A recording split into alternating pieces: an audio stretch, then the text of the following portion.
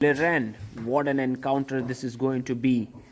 Let's have a look at the position first. We have the king in the center, knights here, the rook is one on f file already, the other one on a1, the bishop is on c1 and h1. Now when you look at such a position for chess 960 or freestyle chess, you understand certain features, that the bishop on c1 already is on the normal square, bishop on h1 is like already fianchettoed.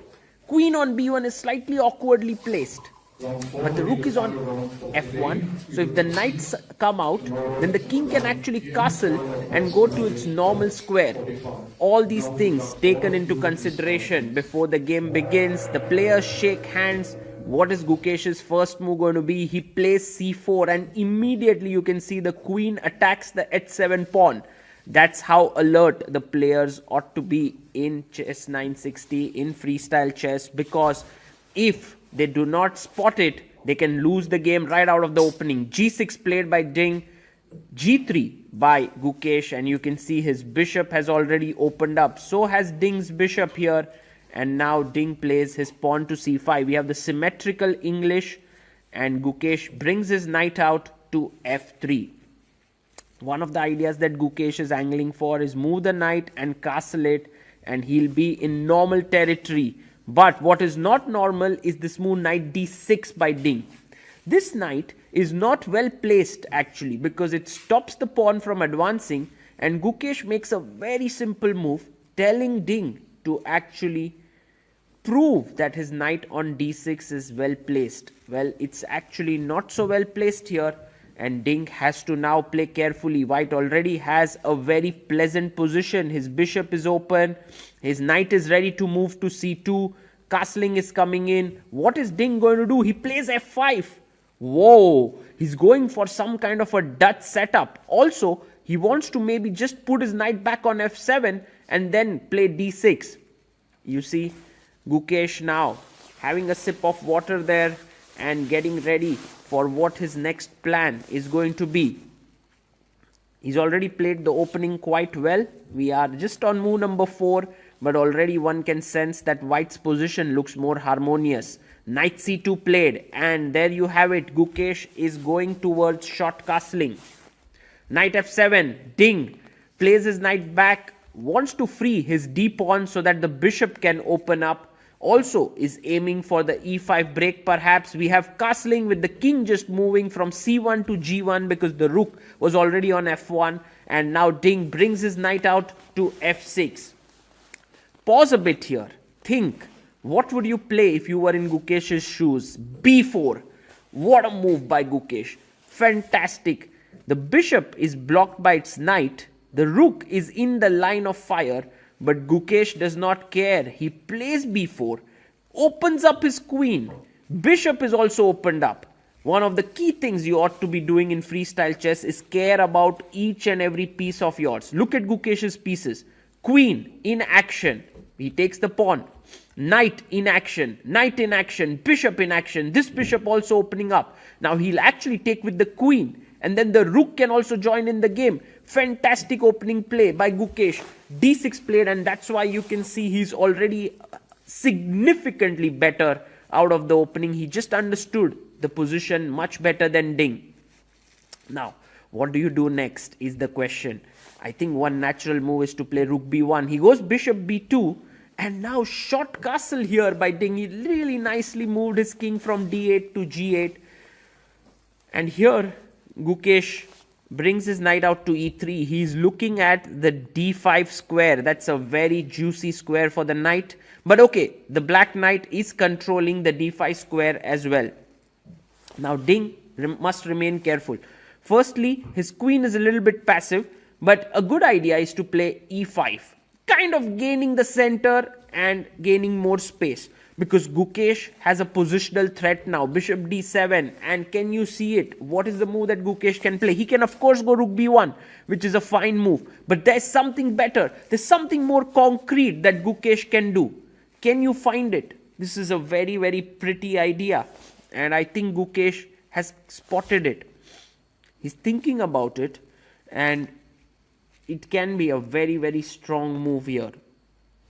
Yes, he plays it. Bishop takes f6. What a move. Ding instantly captures it with the bishop and Gukesh moves his knight into the center. What a move this is. He's giving up his rook on a1. He doesn't care for it. So, just going back, bishop f6, if you took with the pawn, that was catastrophic because the bishop on h8 is killed. Ding was banking on the fact that he could attack the rook. He thought that maybe Gukesh would move his rook here and then he could control the d5 square and also the b7 pawn. But Gukesh simply goes knight d5 and tells Ding that my rook is not as important as your bishop. And with this, the bishop cannot move because if it moves, the e7 pawn hangs. Yes, it can take the rook, but otherwise it can't go back to g7. So knight d8 might be the best option here if you take on f6, rook f6, and white is slightly better. But you can see that Ding is unhappy with his position already. He takes on e1, he chops it off. Gukesh makes an intermezzo check. King goes to g7 and takes on a1. Let's take stock of the situation. What has happened here? Gukesh has a pawn and a knight for a rook. But more importantly, look at this square on d5. Knight comes to e5. This square on d5 is a permanent outpost for the knight. Also, the bishop is very powerful on the long diagonal. Right now, Ding wants to trade off a pair of knights, but Gukesh is not interested. He pins the knight here and tells Ding, what do you want to do next here? Well, for Ding, maybe the best idea is to move his king away. That is what he can do. Or he may want to even move his bishop somewhere. This is not easy. I really like when players, pour water in glass and then drink it, like how Gukesh is doing here. Like generally you see chess players opening a bottle and just drinking. But this is just so much more classy, You have this very nice bottle of water. And Gukesh now takes a sip there with his glass. It's aqua panna that he's drinking and then puts his glass on the side again. Whew. Classy stuff there. But anyway, position after 15 moves is very much in Gukesh's favor. Ding is already upset in this tournament because he's had 3 losses. This is round number 4 and this might be his 4th loss if he's not careful. He plays his rook to e8, attacking Gukesh's knight on e7. The knight has to move away, where, of course, it will go back to the d5 square. That's logical here. And Gukesh brings his knight back to d5 and puts it on the central square. One of the reasons why white is so much better in this position is because each of his piece is so good. Now queen d8 played here and Gukesh goes knight d4. His idea is to put his pawn on f4 to attack this pinned knight so the king moves away, which is logical. And now rook b1 again, bringing all the pieces in the game. Gukesh is playing such logical chess, it can even be played by a beginner. It's just that when you weave it all together, it's not so easy to execute. Queen a3 played. Now the queen double attacks the pawn on d6 and the pawn on a7. How is Ding going to defend? He goes bishop c6, does 2 things. First of all, he's now supporting his pawn with the queen, and the other thing is that now the bishop is attacking the knight on d5. What is Gukesh's next plan? h3. Whew. It's like the slow hand of death. Gukesh is saying to Ding, I don't have to do anything. I'm just waiting here. What's your next move? Well, actually, Gukesh didn't want to take this pawn because rook a8 would give counterplay. And so he played h3. Ding goes back to f8. And now the knight jumps in to b5. The knight is coming in and attacking the d6 pawn.